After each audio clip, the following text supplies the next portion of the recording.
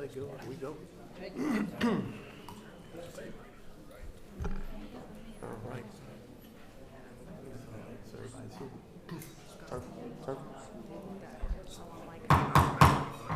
This time I'd like to go ahead and call to order the West Baton Rouge Parish Council meeting, regular meeting for August 28th, 2025. I'd ask everyone in the audience to silence any electronic devices that you may have. For opening prayer, I'm going to ask Councilman Atlee Walker to lead us in the opening prayer. And afterward, the Pledge of Allegiance, I'm going to ask my old friend there, Mr. Curtis Ducote, to lead us in the pledge. Lord, I want to say thank you for allowing us to meet here again this evening, Lord. Lord, your word tells us that you ordained the powers that be, Lord. Lord, you set this council in the position that we're in now, Lord. I pray that you continue to help us, Lord, and help the executive branch of government here in West Baton Rouge Parish. I pray that you bless our residents, and I pray that you bless all of us that are in this room tonight. In Jesus Christ's name we pray. Amen. Amen. Amen. I pledge allegiance to the flag of the United States of America and to the republic for which it stands, one nation, under God, indivisible, with liberty and justice for all. Thank you there, Atlee. Thank you, Curtis. Appreciate that. Council log in attendance. Good to go. May the record show we have a quorum. Moving to item 5, minutes approval. Approval of the minutes of the regular meeting of August 14th, 2025. If everyone's had a chance to look over those minutes, I have a motion by Mr. Lane, second by Mr. Babin to approve. I'm going to open the machines to vote for approval. Minutes are approved. Moving to item 6, consider any amendments to the agenda, and we have none. Item 7, Parish President's Report. Mr. Jason Manolo. Thank you, Mr. Chairman, council members, and I'm going to be very brief tonight because see we have a pretty lengthy agenda. Councilman Walker, I want to thank you for the opening prayer, but I also ask that everyone please keep the families of those in the Minneapolis school shooting in your thoughts and prayers. And you know, not only those families, but all of those emergency response folks that actually had to go. I know they train for that every day, but it's not something that anybody ever gets used to. So I just ask you to keep all those folks in your prayers.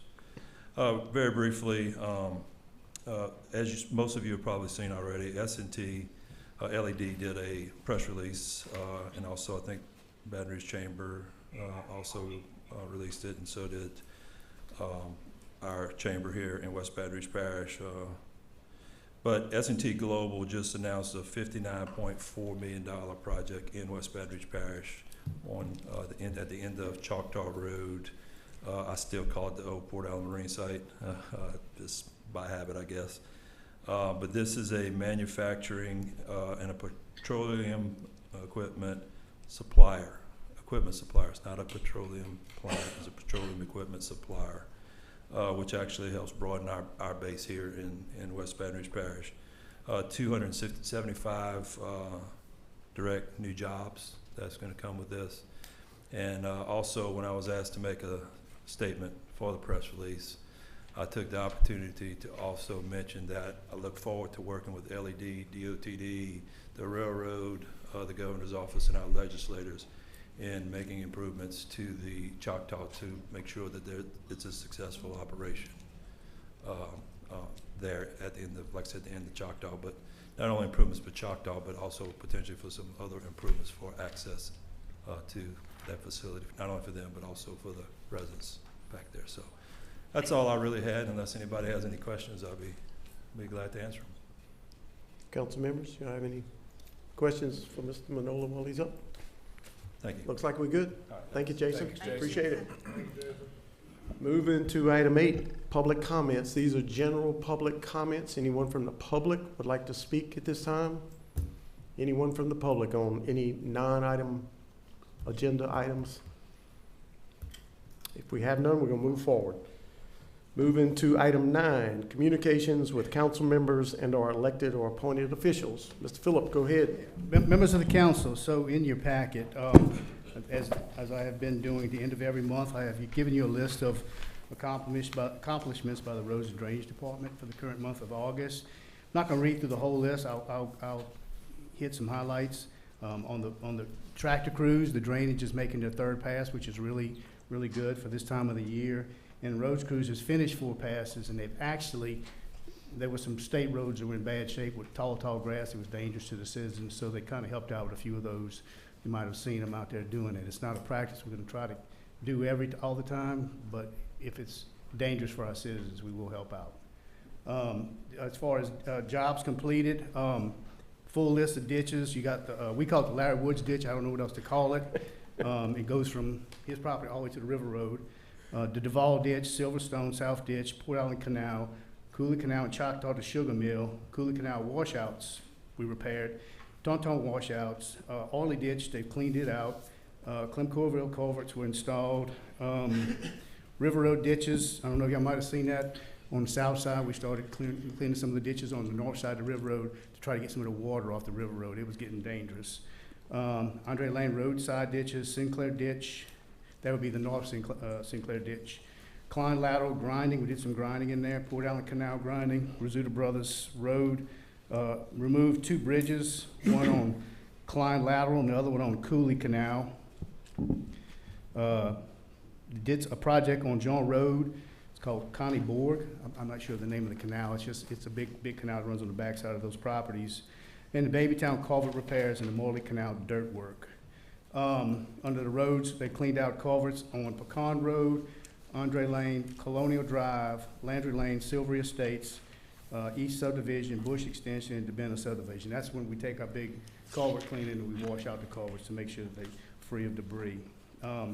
Installed some big culverts across South Winterville, dug ditches down Section Road and Flynn, fixed catch basins down Mordell Drive, Lydia Street, Oak Alley, and Welland Avenue, completed pipe jobs down Lukeville Lane, Bush Road, and River Road, and removed culverts in front of homes on Bush, Suggs, Colonial, and Cypress. Now, I'm not gonna read what they got up and coming. You can go through that. This is just an opportunity to let y'all know what our guys are doing out in the field. And they appreciate you. Support. Philip, the cleaning out of ditches on the Levee Road, that should be the responsibility of the state. Yeah, right? it should be. What a wonderful example of us being proactive and taking matters into our own hands, because no telling when that would occur if we waited on the state. So that is an important thing for us to highlight to the citizens of this parish. We appreciate y'all doing that, and that's been a big issue. Well, as I've told y'all all many times, I'm not gonna penalize any citizen that lives in this parish because they live on the state road. We thank you. We will assist if we can. Yep. So. Thank you, man. Thank you very much. One more, we keep calling this Larry Woods ditch. I think we need to name it at some point, maybe. Okay. All right. Moving forward. Carrie, real quick. Yeah, sure. Brandon, I think since our last meeting, we had a 415 connector update. Were you able to attend that? Yeah. Can you give us an update on that, please? Because I was not able to attend. So, I guess one of the quick things I'll say is we have a new DOTD project manager on the project. I've been emailing him back and forth, trying to get him, I guess, kind of caught up to speed, at least on like the parish end of things.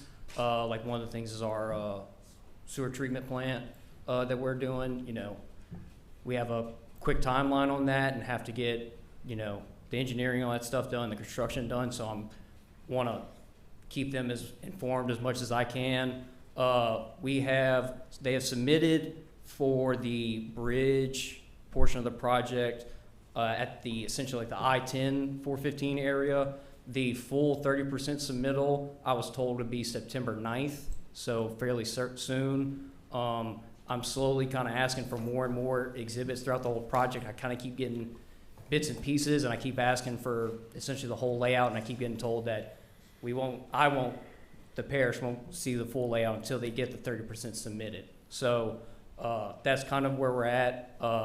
They've been holding that September date since April, I want to say. Before that, it kind of kept getting pushed back because they had different design changes. It's for the most part with the LA1 415 connector intersection. That stuff kind of got ironed out, I want to say maybe 2 months ago. But we are getting closer to that 30% date, which is what we keep being told is the focal point for the rest of the, project scheduled on the design side. Did they review that milestone schedule with y'all on the call? Like the broad project milestone schedule? No, I've asked them before, and I've kind of just kept adding that date to the 30%. I'm not going to act like there won't ever be a change on the engineering side, because, you know, I've worked on a CMAR project and stuff does change at times. But I think once we get to this 30% date, that's when we can finally, you know, hold the feet to the fire per se for the 60s, 90s, you know, if they do the 95% CMARs to the finals. Do you have a best guess on construction start? Probably 27. Q1? Yeah. Okay. The way from the schedule they originally gave us, I would say full engineering set done by Q4 of 26, and then, you know, the bidding and all, letting and all that probably carry over into the next year. Awesome. Thanks for the update, man. Yeah, and whenever we get that 30% and everything, and, you know, I also get the project manager up to speed with stuff on our side, and whatever the design team needs to, I'll let y'all know when we get those dates, just to keep everybody up to date. Thanks, man. Okay, thank you, Brandon. Council members, you have anything else? Y'all good? All right, we'll move forward. Moving to item 10, under new business. Item A, consider adoption of the 2026 budget schedule. Go ahead there, Mr. Chance. Yep. Members of the council, it's that time again of the year. So no major changes here to this budget schedule. I will note a few things. The two presentations that we always do, October 27th, October 28th. It's a Monday and a Tuesday this year, not a Tuesday and a Wednesday. And then the last note, the very final one, December 11th, it says 24 budget, it's 2026. So the typo in there, I'll get you a new one for the minutes. Okay, thank you there, Chance. So currently I have a motion by Mr. Babin, second by Mr. Hotard to go ahead and approve the adoption of the 2026 budget schedule. If there's no other comments or questions from the council, I'm gonna open the machines to vote for approval.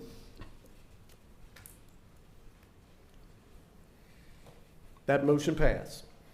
Moving to item B, accept, reject administration bid recommendation for 2025 pickleball court project. Go ahead there, Philip. Yeah, members of the council, so tonight we have, from Placid, Mr. Rob Beatty, Miss Melanie Beadle. Cluat. Rob Beadle. Rob Beadle, I'm sorry, Beadle. Melanie Cluat and Mr. John Kaiser. We have Placid here tonight because they have so graciously partnered with us on these pickleball courts. They've agreed to match up to $500,000 on the project. I'm happy to let you know that base bids came in well below what we anticipated. And so base bids, we're asking, if the administration's asking you to accept the low bid from Quality Court Industries LLC for $784,000, which would build the 3 courts. We've decided we would like to reject the alternate one, which was for the shade covers and the benches, because Anatol has already reached out to some of his vendors that he uses, and he can do it for 50% of the cost, straight out the gate. So what we're asking tonight is for you to accept the bids from Quality Courts for the base bid to build the courts, and reject the bid, which is the alternate, for the shade covers and the benches. And we'll come back at a later date with some documentation on that. And then also the windscreens, we'll come back on that to you. The whole project is going to be well underneath the $1 million that we had budgeted for the project. So we're talking about somewhere half. I mean, that's pretty impressive. Well, I mean, the total budget was $1 million. Right. It's at 784. We'll probably do the whole project for under 850 once we get the benches Great. and shade covers and everything. 16 courts. 4 in Irvinville, 4 in Port Allen, and 8 at Alexander Park for the south end. And again, we appreciate Placid Refinery for everything they did toward this project. Thank y'all so much, and you know, we love partnering with industry, and we're very appreciative that Placid stepped up for us. So thank y'all again. Thank you. Okay, great, great. Thank you. And I'm asking you to accept the base bid. Okay, gotcha. So currently I have a motion by Mr. Lane, second by Mr. Hotard to approve, Mr. Lane, the base bid from Quality Court Industries LLC, and reject the alternate number 1 bid that they put in. Correct. Good enough? Okay. Sir. All right, there's no questions to Philip or discussion. I'm going to go ahead and open the machines, vote for approval.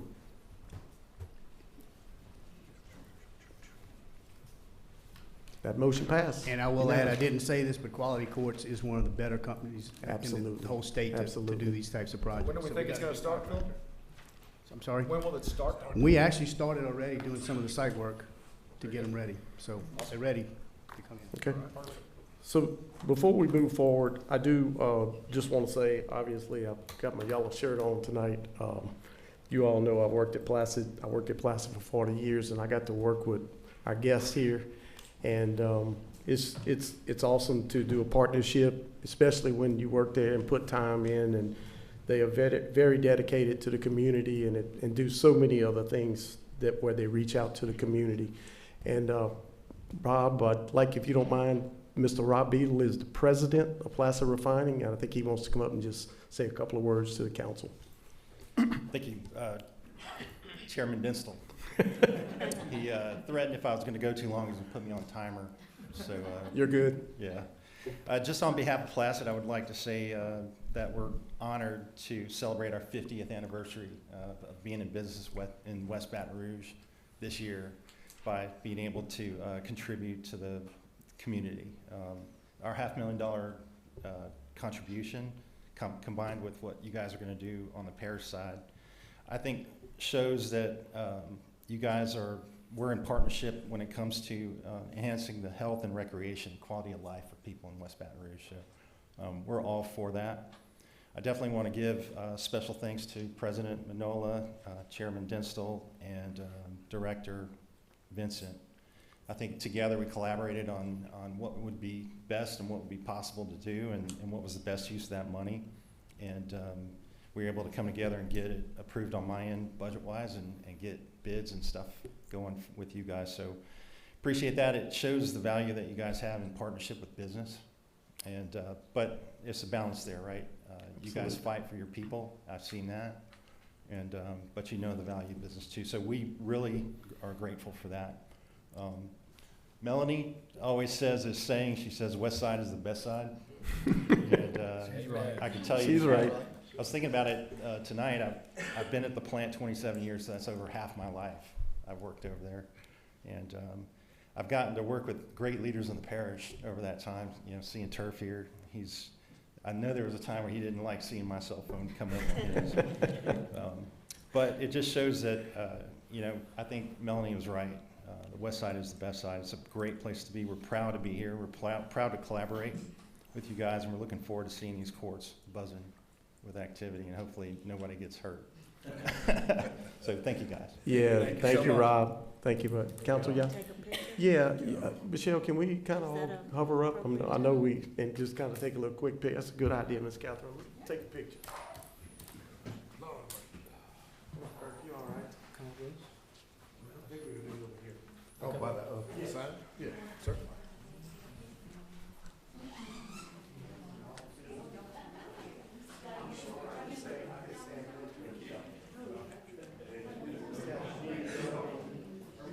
Let me sneak in here.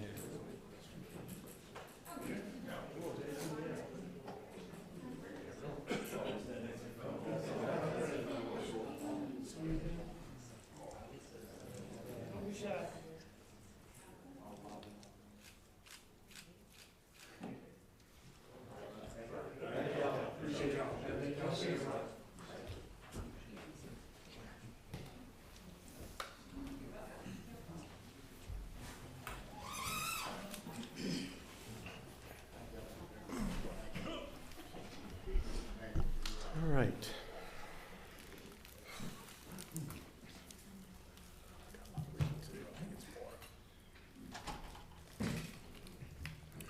Okay. Moving to item 11, public hearing on previously introduced ordinances. Item 8, an ordinance authorizing the parish of West Baton Rouge, state of Louisiana, to proceed with a not to exceed $9,160,000 financing through the Louisiana Local Government Environmental Facilities and Community Development Authority, authorizing and ratifying the parish's request of the Louisiana Local Government Environmental Facilities and Community Development Authority to issue its revenue bonds, authorizing the borrowing of the parish of the proceeds by the parish of the proceeds from the sale thereof, approving and ratifying with certain parameters the terms of the sale of the bonds, authorizing the form the form of and execution of a loan agreement authorizing the form of and the execution of an agreement for the purchase of the bonds, ancillary financing documents, and otherwise providing there with respect thereto. This is a public hearing. I'm going to open up that public hearing at this time. Yeah, members of council, let's make a couple notes about this. So this is the next step in our process to acquiring these bonds that we're going to use on the sewer project. So it's required by our home rule charter to have this ordinance. This ordinance allows us, our LCDA, to go out and get the funds to be able to loan to us. And just a couple of notes on it. Already mentioned, it's required by our home rule charter. This is not a sewer bond. It's not paid back by sewer user fees. It's paid out of the general fund, bonded against sales tax dollars. So just want to make a note of that. Great. But this is the next step, your approval. All right. What's the total on the project, estimated total? The total project is 23 million estimated. We are bonding 8 million, about. Okay. All right. So this is a public hearing. Anyone from the public would like to speak on this matter at this time? Anyone from the public? If we have none, I'm going to close the public hearing, open up discussion to the council. So currently I have a motion by Mr. Crowe, second by Ms. Andre to approve. Mr. Crowe? Yes, sir. If there's no other questions or questions by the council, I'm going to open the machines to vote for approval.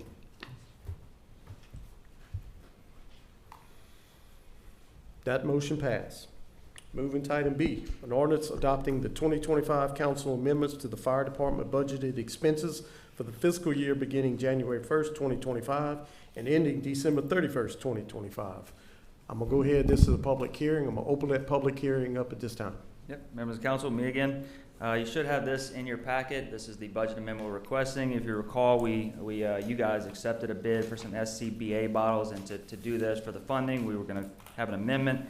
So this amendment increases our equipment purchase budget by $122,900, but also decreases our vehicle purchase line item by $700,000. That gives you a net decrease to the fire fund of $577,100. And the $700,000 decrease from a fire engine that won't be purchased this year. So. Okay. This being the public hearing, anyone from the public would like to speak on this item? Anyone from the public? If I have none, I'm going to close the public hearing and open up discussion to the parish council. Currently I have a motion by Mr. Babin, second by Mr. Lane. If there's no other questions or concerns amongst the council, I'm going to open the machines to vote for approval. That motion passed. Moving to item C. An ordinance amending Chapter 104 zoning to incorporate amended zoning designation map zoning plan under Section 104-3 Establishment of Districts, official zoning map for rezoning request of Brittany T. Free et al. Regarding property located at 5855 Horner Road, Port Allen, Louisiana, 70767, file number 2025-18, described by the WBR assessor as 14.64 acres, SD Clyde Horner property, designated as Lot B2, continuation of 7.14 acres, and Tract C, continuation of 7.5 acres, 13A-82, rezoning approximately 1.015 acres from agricultural large scale, Ag 3, to Ag 1. This is a master plan change which requires a supermajority vote. Go ahead there, Brandon. This is a public hearing. I open up that public hearing.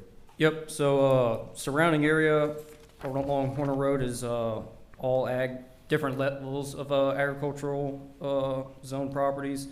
The rezoning happens because the property itself is split by Horner Road. On the east side of Horner Road, there will be a lot created between Horner Road and the drainage ditch. That drainage ditch will basically be the lot border created. That new lot will be rezoned to Ag 1. The remainder of the tract on the east side of the drainage ditch will remain Ag 3. That's basically the rezoning. There is a servitude of passage on the north end of that new created lot, and this was approved unanimously with a 7-0 vote at our Planning and Zoning Commission. Recommended for approval. All right. So this being the public hearing, anyone from the public would like to speak on this item? Anyone from the public? If I have none, I'm going to close the public hearing, open up discussion to the council. I currently have a motion by Ms. Andre, second by Mr. Hotar to approve, Ms. Andre. Yes, sir. All right. There's no other questions or concerns. I'm going to open the machines to vote for approval.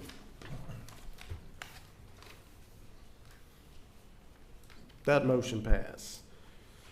Moving to item D, an ordinance amending Chapter 104 zoning to incorporate amended zoning designation map zoning plan under Section 104-3 establishment of districts official zoning map for request of Walter and Tiffany LeBlanc regarding property located at 5950 Rambin Road, Brewley, Louisiana, 70767, file number 2025-19, described by the WBR assessor as tract SB-2-B, continuation of 5.31 acres in section 61 T8S R12E, part of Babin property 47A-17, rezoning 5.31 acres from Ag 3 agricultural large scale to RM residential minor. This is a master plan change which takes a super majority vote. I'm gonna open that public hearing. Go ahead there, Brandon. Yep, so, residential area, this is being, developed into, essentially creating 5 total lots. The, existing house will occupy one of the lots, so 4 vacant lots. I know in our planning and zoning meeting, I kind of confused people the way I explained it. We did also have an ordinance change, basically stating the minimum width and depths for minor subdivision, lots. These, exceed those, minimums. Want to throw that in there. And check with the utilities department, everything, just to make sure that there was the supply and all of that. But adding residential in a residential area, even though the existing tract is currently zoned Ag 3. And this was recommended for approval unanimously with a 7-0 vote at planning and zoning. Okay. So this being a public hearing, anyone from the public would like to come up and speak on this item? Anyone from the public? If I have none, I'm gonna close the public hearing, open up discussion to the council. So currently have a motion by Mr. Babin, second by Mr. Crowe to approve. Mr. Babin? Yes, sir. Clarification, I do not own the property. Everybody know that. Good clarification. Yes. All right. So if there's no other discussion, I need a vote. I need to open the machines to vote for approval. That motion passed. Moving item E, an ordinance amending Chapter 104 zoning to incorporate amended zoning designation map zoning plan under Section 104-3, establishment of districts official zoning map for request of Ag Logistics LLC representing East West Landco LLC regarding property located at 3790 Rosedale Road, Port Allen, Louisiana, 70767, file number 2025-20, described by the WBR assessor as tract A-2B-1, continuation of 29.26 acres in section 116, 117, 118, T7S R12E, part of Caruth property, 44 through 56, rezoning a 4 plus or minus acre portion of 29 plus or minus acres from RSF2 to Ag 3 with a special use permit for agricultural storage and distribution heavy. This is a master plan change. Go ahead there, Brandon.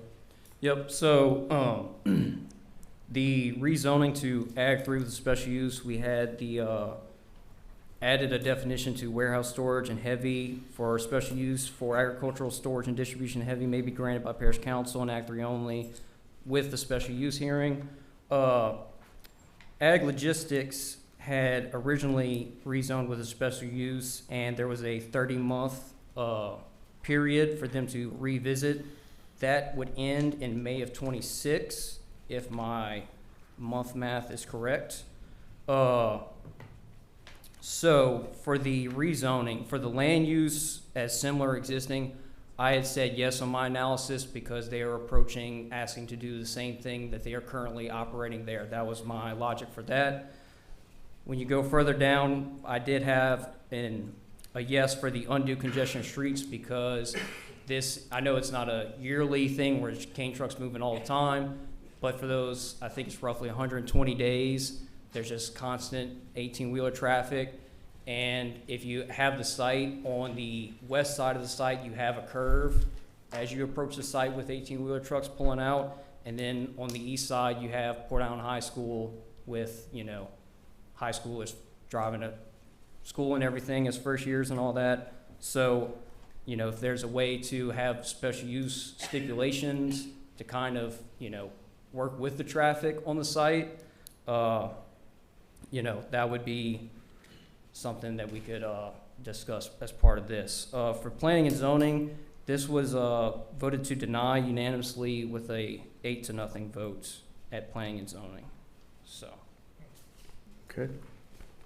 And I guess I'll throw in real quick, just because we had public comments there, just a couple of them was the curve I had mentioned, dust being on the road, and, I guess the tires and everything kind of tracking that down, proximity to school, like I said. So just wanted to throw out those comments while I was up here. Okay. All right, so this is a public hearing. Anyone would like to speak on this item? Anyone would like to speak on this item? Yes, sir, come on up. State your name for the record, please. 3 minutes. We have a 3-minute rule. You can start it up, Michelle, when you're ready. My name is Matt Milton, president of Beard Construction Group at 3970 Rosedale Road. This is our 20th year being there on Rosedale Road. We're immediately adjacent to the property that's being requested to be rezoned. The dust, the mud, the noise, overloaded trucks, damage to the road, traffic safety concerns are overwhelming every day of cane season, 24 hours a day during cane season. So this is a hazard to our employees, a hazard to the visitors to our office, Port Allen High, the school board, the trade school, all of that is affected and in a dangerous situation with the trucks every day. This is not the right location for the operation. All the heavy truck traffic and constant off-site tracking of mud and debris. Not one piece of agricultural equipment is used or stored. No farming techniques used. No farm workers engaged. It's being used as a heavy commercial truck logistics site. Last year there was a fuel spill that ran on our property. It was cleaned up and taken care of, and a trailer became detached and rolled over in the ditch just west of our office on Rosedale Road in the curve. Prior operations at the site included temporary housing of drivers, and this seems to have been cleaned up. But we question whether it'll come back or not after this meeting. We'd appreciate your support in not approving the rezoning request. As previously stated, the planning and zoning voted unanimously that it doesn't fit there and it's not wise for it to be there. So thank you for your time. All right, thank you, sir. Anyone else from the public would like to speak on this? Yes, ma'am, come on up, state your name for the record. My name is Melanie Rubik. I've been a 65 years resident of West Baton Rouge Parish, specifically Port Allen. I'd first like to ask the council members, how many of you consistently travel down Rosedale Road during the season of cane cutting? How many of you travel consistently down Rosedale Road? Okay, for those of you that do, I think you can relate to the demise of the homeowners that live in that area. 2 months ago, when I rode down, I live in Silvery Estates, it's right down the road from Beard. I actually worked at Beard Construction Group. I'm retired now, but 2 months ago, when I was riding down Rosedale Road, I noticed the site, and I'm like, oh my goodness, they've cleaned up the site. They must be moving to a more accommodating location. But I was informed by Matt, who I said, oh my gosh, they're moving their operations. And he says, no, they've applied for a permit. I said, oh, so they decided to clean up the site because they want a permit, an increase of usage. For those of us that live there, and it's horrendous, the amount of muck that is on that road. Initially, they do a great job of using the water truck to clean up the mess, but as the season goes on, the water truck is not used as much. And this limestone-based muck gets underneath your car. You cannot even get this stuff off of your car. We have spent a lot of money on our vehicles, and the muck is just unbelievable. Your car, when people who drop off their kids, people who work and have to travel Rosedale Road, people who drop off their children at the school have to travel Rosedale Road, and the people who go to football games and all things associated with that have to travel that road. After a bad rainfall and the roads are full of muck and the school zone, and you have cars going 60 miles an hour down Rosedale Road, only to be met with the blinking school zone, it's a hazard. It's dangerous. My car has slid before, and I just ask that it just doesn't seem to be an appropriate place for people who travel that road for work, people who drop off their kids, the bus drivers and everything. I just wish that some consideration would be made for those of us who have to travel that road. Thank you. Okay, thank you for those comments. Anyone else from the public would like to speak? Yes, sir, come on up to the mic, state your name for the record. Lloyd LeBlanc. I guess I've been in this parish for 77 years, and I know Kane's very important because I come from Sunrise, and they need to do something about it. But my question is, when you're bringing these big trucks on the road, why was it ever put on a 2-lane road? We got Highway 190, we got LA 1. First of all, the roads will hold the weight. Second of all, you're running trucks down Rosedale Road on bridges that I don't know can hold the weight. Third of all, there are no lights, street lights go down Rosedale Road at night. So you don't even have roadway. But that's not the biggest thing. When we have a major wreck on that interstate, guess where they dump all of eastbound Rosedale Road? So now what you got? That could shut down for 4, 5, 6 hours for days. It depends how many of them 18-wheelers want to tumble down there by Grove State or something. And so it's just a very dangerous thing, and I just wish that the parish would look at it close and work naturally with the farmers, because they have to make money and have to be feasible for them. But if you look at the lighting, the road base, why you would put trucks coming on a single-lane road, now you got the whole damn road blocked. Okay, instead of, if it's going on LA 1, at least you got the other lane open. It's a little bit better.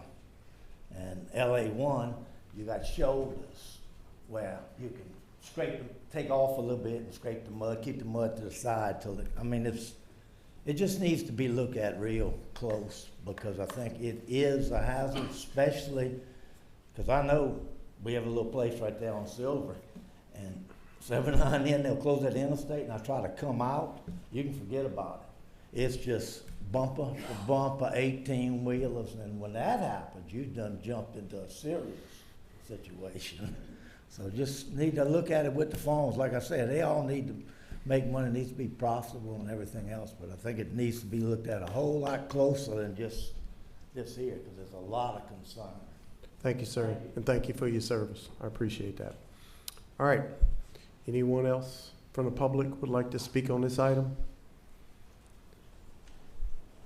Come up to the podium, please state your name for the record. How y'all doing? I'm Rodney Rubik. That was my wife. And not much else can be said about the danger that this creates. I mean, this muck they calling with the limestone, that stuff hardens under your vehicles, gets into your brakes and all that. It's like concrete. It takes you have to wash your vehicle every day, every 2 days. And if you don't get to it, then you got to get under there and scrub it. All right? Not counting, like they talked about the school and that curve right there, the traffic, it just gets to be overwhelming. And so there needs to be a better place. All right? I can remember years ago, I worked at Dow, I retired, coming out to Kane Field, the trucks were not well kept. They weren't, didn't have lights on them. They used to drop big clumps of mud on LA 1, and here you coming through there at 5 o'clock in the morning and you can't see them. The thought of it is a good thought. The location is very terrible, very hazardous. And for those that don't drive it, and many in the parish don't, but many do, that what we're gonna do, wait for something big to happen? because the interstate is not a good system because of the fact there's always wrecks, okay? They coming down Rosedale Road, trying to get the 190 back up to LA 1 or 415 to go hit the interstate, all right? So adding more trucks there is not gonna do any good. Talk about the water truck, they hooking the water line up to the back of the trucks. Far as I can tell, there's no kind of system set up for backflow prevention, and that's on the potable water header. All right? They got an overhead fill spigot. I haven't seen that being used in a few years. All right? So I don't know what the legality of that is. All right? Much less to run off all this muck in the ditches and stuff like that. I mean, there's got to be some kind of guidelines on all that. So just your consideration on it. I know nobody wants it in their middle of their area, their city. Just think about if it was down in Brewley across from Walk-Ons in that field right there, how much of an issue that would be. It is. All right? It is. So, it's very, very bad, Yeah. So anyway, thank you for your consideration. All right. Thank you, Rodney. This being a public hearing, anyone else from the public would like to speak on this item? Anyone else from the public? Yes, sir. Come on up and state your name for the record.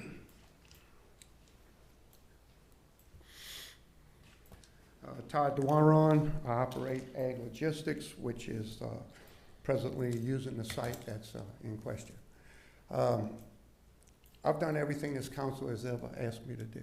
We've been there over 8 years. We've never had an accident in front of the property related to the school.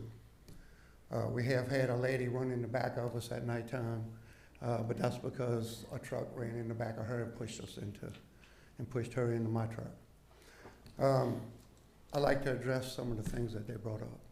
My trucks are not, everything we do is by the law. We have permits issued by the state. Our trucks are all within legal limits of weight. We clean the road the best we can. We do have, and we do pay extra for the water that we use in the water truck. We have a meter out there that provided with a backflow preventer on it. We did clean up the yard because if I lose the back 4 acres, that's gonna make it where I have to put more pressure on the front 4 acres. We don't plan on leaving. The back 4 acres is what's in question. I did remove everything to make more room.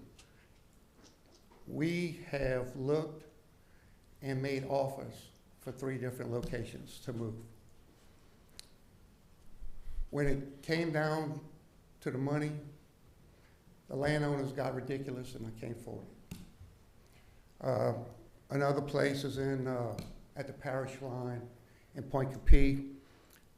They having some issues because of the way they zoned in Point Capee because of the work that they do. And that's Arcosia. They closed. That's the lightweight rock plant. They did, and they are trying to work with me to get it where I could use that as a drop yard. The only reason that's kind of viable, there's no red light there, but there are turning lanes. Everybody says, well, it's so easy to go somewhere else. No, it's not. My trucks don't take off like a jet plane. They're very slow getting on the road. If I don't have a red light, it makes things 50 times more dangerous. 2 years ago, we on 190 going 55 miles an hour, and I have people run in the back of us traveling the same direction. People drive crazy everywhere. Like he said, there's wrecks every day. They close the interstate. They do. And West Baton Rouge also does not allow anyone to turn on Rosedale Road. They block it off. Therefore, we are still business as usual. When we get to the red light, they let us out. Finish your statement. You just It's finish your actually statement. helped us. I could address anything that, any concerns y'all have if y'all have questions. You can call me, email me. Everybody has my number, I believe. And I would urge you to please consider what we asked for. Okay. Thank you. Thank you. Thank you. All right.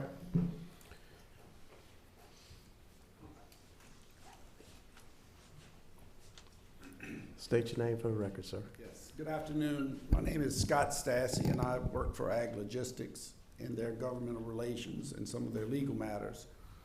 I guess the first thing I would say is if you drove here, you drove past West Baton Rouge cane.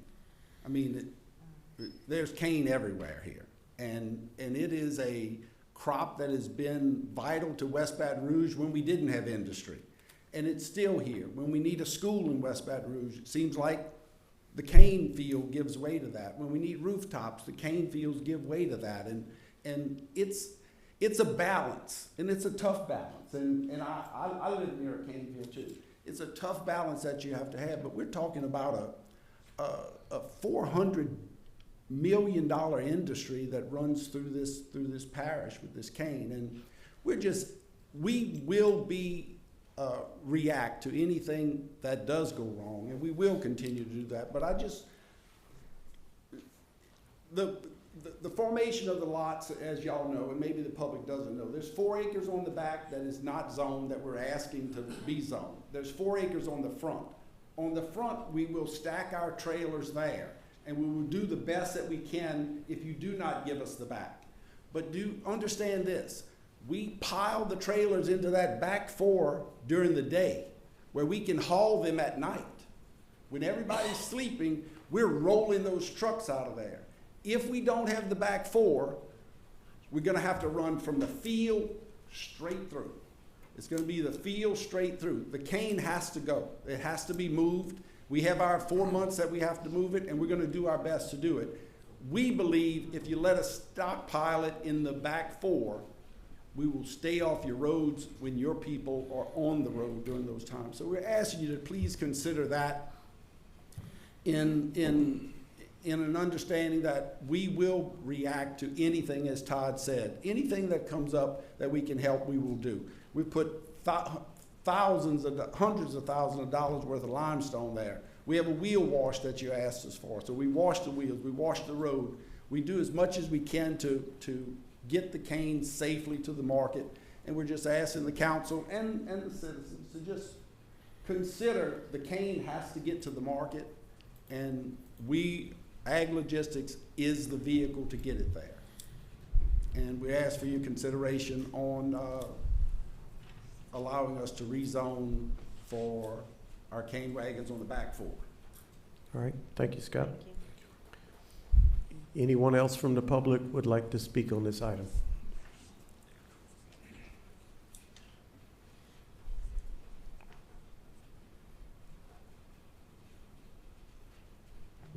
Good afternoon, Heath Morris. I'm a resident of West Baton Rouge Parish. I am, pardon my attire, I am a cane farmer coming right out of the field. We are a grower that sends our cane to this yard. This yard is extremely valuable for our operation, as well as a lot of other growers that send here. I would say over 50% of the tonnage that Core Texas receives flows through this yard. If this place shuts down, a lot of the cane that's from the further northern parishes, North Point Capee, a lot of these guys will be kind of left out. Alma is the only other option north of the intercoastal. They're at 100% capacity. They cannot take any more. The cane has to come down Rosedale Road to this facility, and to come safely, because it's loaded during the day and it's emptied at night when traffic is down.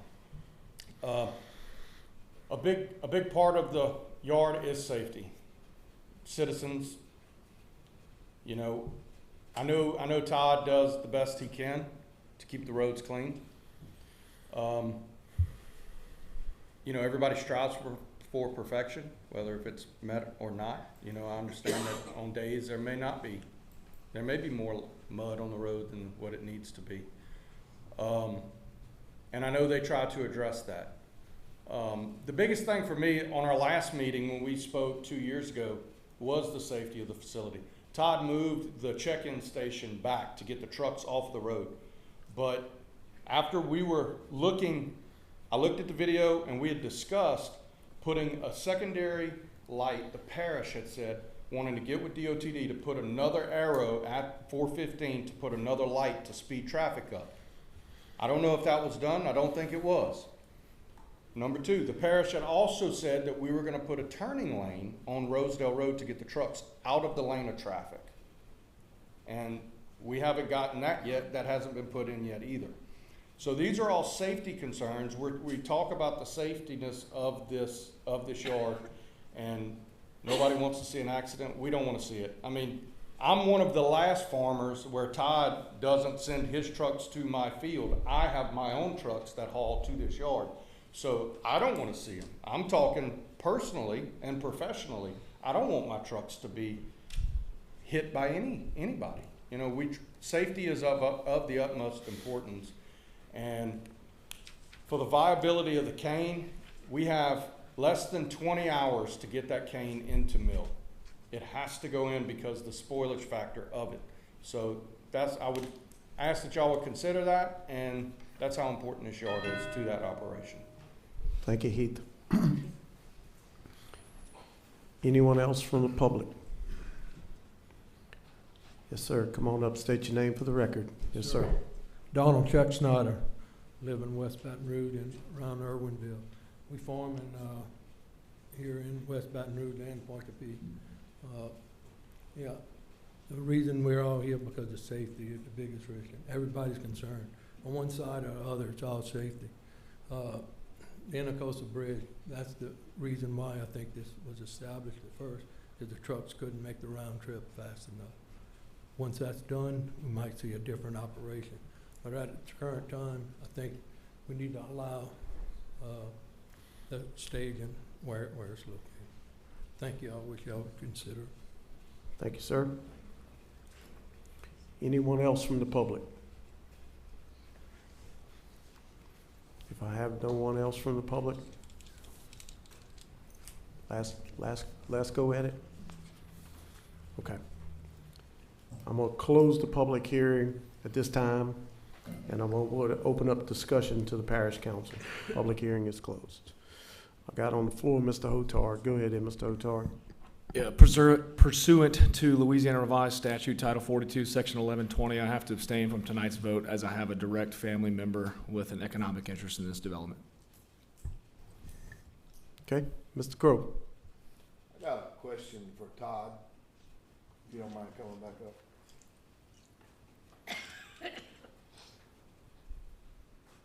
Yes, sir. Todd, you basically have two current locations at this one location, the front and the back. Yes, sir. You're asking to rezone the back because it's not zoned proper for what you're doing to get you in the proper zoning. But with your front lot, you will continue to operate either way, is that correct? Yes, sir. Okay. Based on that, how will that affect what goes on in what we've seen over the last year or two with both locations? If I lose the back? Yes, sir. If I lose the back, it's going to put more pressure on the front. Don't know yet how I would be able to handle it. It's going to cause backup where trucks are probably going to have to wait on Rosedale Road to turn in because everything's going to be congested in the front. That was part of the reason why why I moved everything off this year, was to test the waters and see what I could put up there if I do lose the back. So I guess the point I'm getting at, the problem won't decrease by not allowing the zoning on the back property.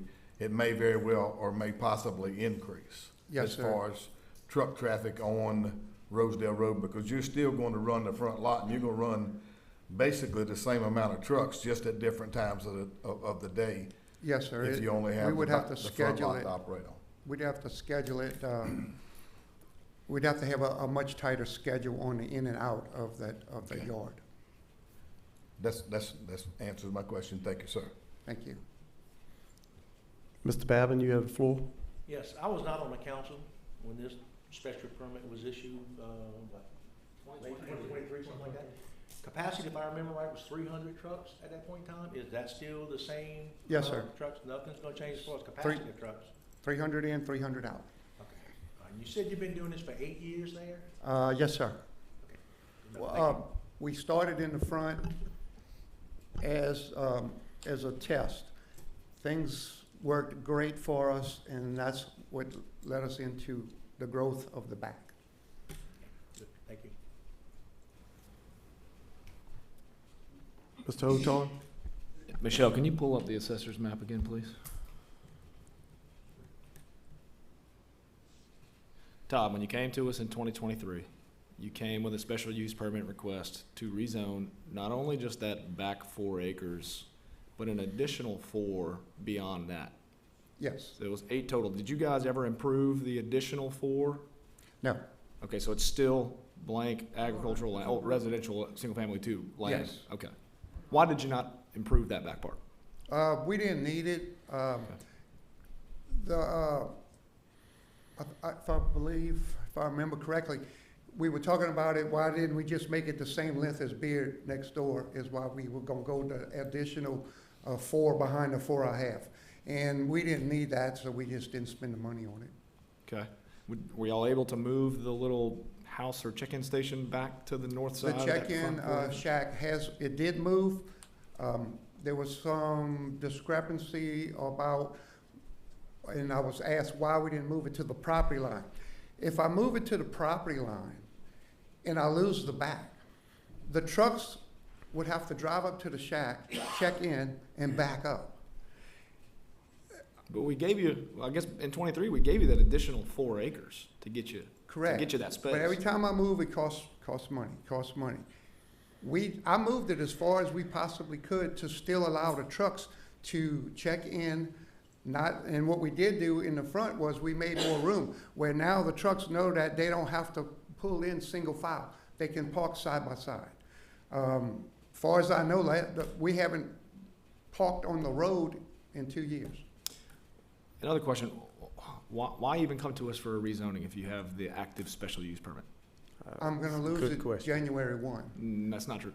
No. The 30-month duration was May 16th, 2026. So we'd get an intent, and I didn't vote on that because I had to abstain, but the intent of the supermajority of the council's vote was to get you guys through 2 full cane seasons. So that would get you That's through correct. the 25 season as well, before we have to reevaluate the conditions of the special use permit in May of 26. In May, I don't have enough time to go find a new place for harvest season. That's okay. I'm just curious on why you came to us in the middle of now? planting and harvest. Right. Yes. Well, we didn't do it because we're in the middle of planting and harvesting, but we did it to get a leg up on what y'all may or may not allow. I've been trying for 2 years to move. I hadn't found a spot. I was just curious. I Well, appreciate the answer. it's gonna take a while. Yeah. If I lose the back, I don't know what we're gonna do. Okay. All that to say, despite whatever vote happens from the rest of the council members that are able to vote tonight, it does not affect your operation for the remainder of this season. Not for this Just season, letting you know. correct. Yep. This would be for next season forward. Yep.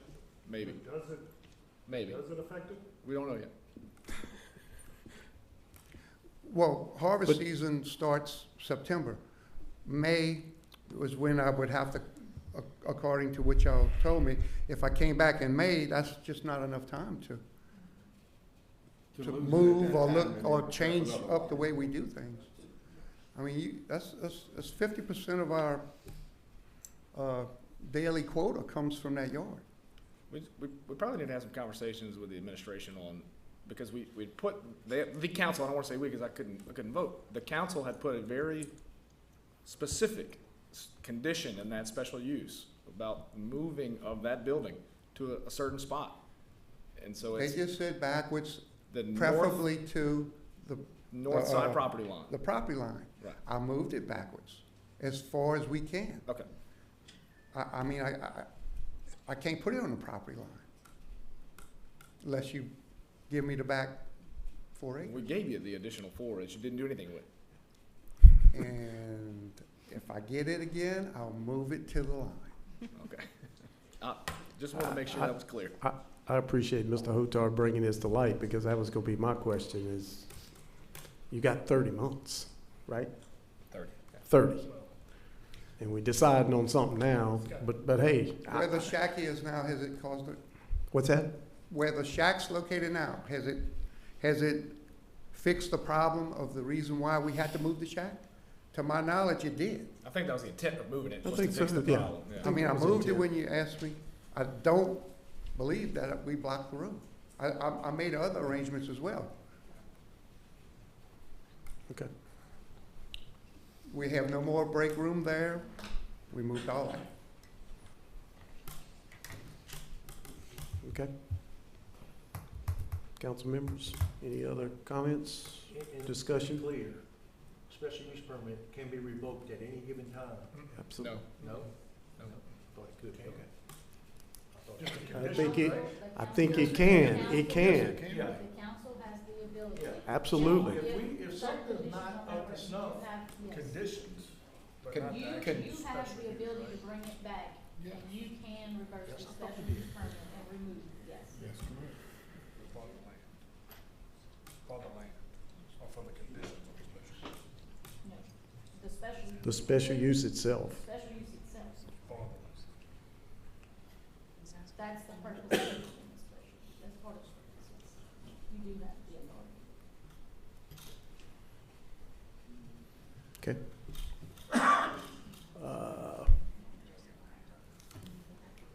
Michelle, the supermajority is, explain that? Supermajority for the parish council is 2/3 vote of all members of the council. All Not members, present. all On both members, sides. all members of the council. On both sides. Require 6 votes. Correct. Yes, sir, Jason, go ahead. Just quickly, if one of the questions or concerns that I think Ms. Morris asked about was the turning lane and the left turn lane. We did have that. Okay. Okay, go ahead, Brandon. Yeah, so. Thank you, Jason. I guess that was maybe that comment was and maybe an epiphany for me. So we had a project with CRPC for adding a turn lane on Rosedale. Now, I really didn't find out about the project until a couple months ago, and then once I did, I kind of just started researching all of the old stuff that my predecessor had left behind and never really found any evidence for it, or it really knew. I mean, I guess now that the comment was made, it's obvious what the project was for, but it was never,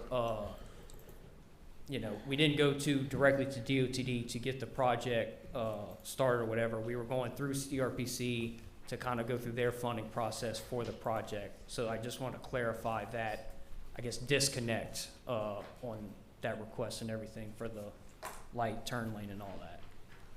Appreciate it. Okay, thank you. Council, any other comments, concerns? Okay. All right, so currently I have a motion by Mr. Crowe, second by Mr. Lane. Mr. Crowe to approve? Yes, sir. Okay. There's no other discussion amongst the council. I'll go ahead and open the machines, vote for approval.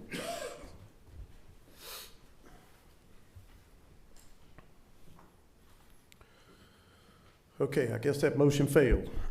Move into item F. An ordinance amending Chapter 104 zoning to incorporate amended zoning designation map zoning plan under Section 104-3 Establishment of Districts official zoning map for request of Dylan A. Mansky representing Larry A. Amon Jr. regarding property located at 6254 Padres Bayou Drive, Irwinville, Louisiana 70729. File number 2025-21, described by the WBR assessor as Lot 2B-2, continuation of 16.37 acres in Section 12, T6S, R11E, SD of A. Klein 6-4BC. Wow, that's crazy. Rezoning a proposed plus or minus acres tract from Ag 3, agriculture full scale, to Ag 2, agriculture moderate scale. This also being a master plan change. Go ahead and open up that public hearing. Go ahead, Brad. Yep, so if you have the plat in your packets, essentially there is the 2 acres for this rezoning is currently farmland that will basically be rezoned to the to the Ag 2, just so basically the grandfather wants to give it so his grandson could build a house on the 2 acres. Ag and everything around in this area, I think there's 1 residential.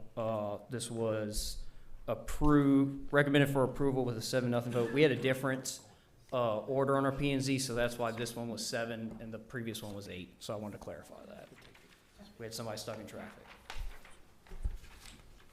Okay, this is a public hearing. Anyone from the public would like to speak on this item? Anyone from the public? If I have none, I'm going to close the public hearing, open up discussion to the council. Looks like currently I already have a motion by Mr. Babin, correct? Second by Ms. Andre to approve, Mr. Babin? Yes, sir. Okay. If there's no other discussion amongst the council, I'm going to open the machines to vote for approval.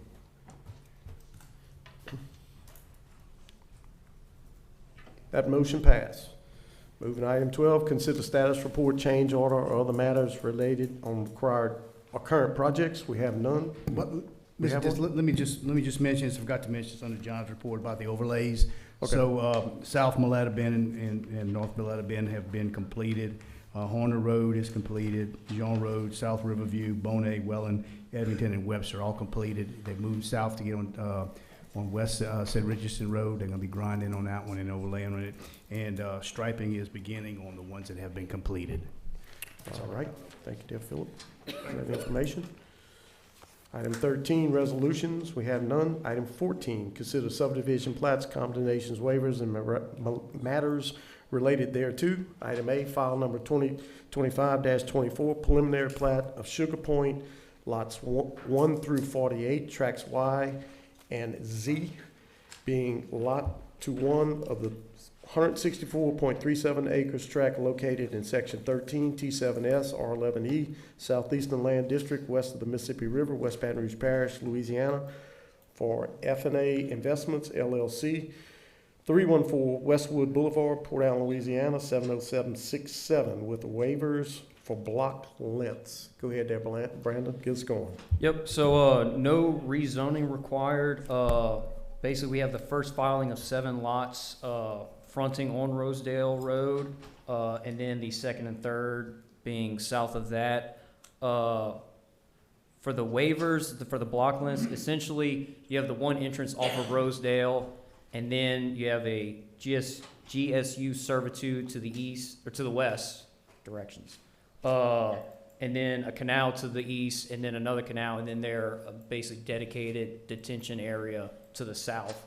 So really no connection points for the block lengths that are required. The smallest lot is 1.03 acres. I know there's something in the code for if the subdivision has over 20 lots that the sewer must be accounted for, but since every single lot is over an acre, then that requirement is not required.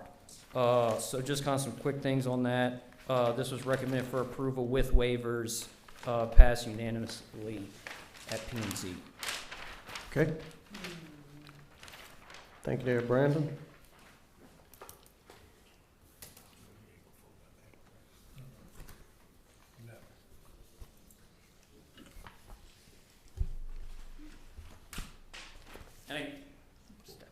And I guess I'll also just throw out it's 48 total lots. So. Gotcha. Did you want to come up, Francois? It's up. Well, I was waiting for you to public comments. Well, it's that time. Come on. Yeah. Sorry. It's a resolution. Hey, how y'all doing? I'm, good. How you doing, Francois? Doing good. My name's Francois Boulanger, representing F&A Investments. We came for rezone, I don't know, a couple of years back. Originally, we had a plat that had 115 lots originally. Since then, we've reevaluated. I think this fits the bill a little better for country living in that area. So obviously, you see we reduced down 48 lots, so just hopefully y'all see this as a positive and approve it. Yes, what was the smallest lot size before? Half acre. Half acre? Yeah, they went from 80-foot lots, 115 80-foot lots to, well, I mean, the initial 7 lots didn't really change size, but they were half acre. I think we have the smallest one, an acre, and now we have up to 2. Now we have up to 2 point something acres. I love it.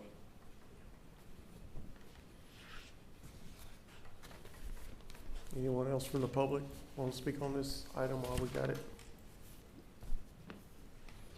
All right, council, I currently have motion by Mr. Hotard, second by Mr. Babin to approve, Mr. Hotard. Yes, sir. Waivers? Yes, sir. With waivers. With the waivers? Yes, correct. Okay. Any other council members have any comments? So I have a motion again to approve with the waivers. If there's no other discussion, I'm gonna open the machines to vote for approval.